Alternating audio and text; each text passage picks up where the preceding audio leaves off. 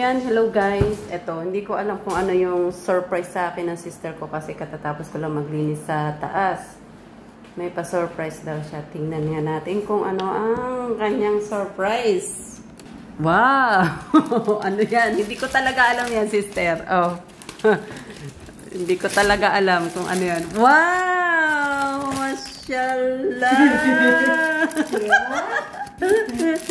Wow! Sharaf! Improvement!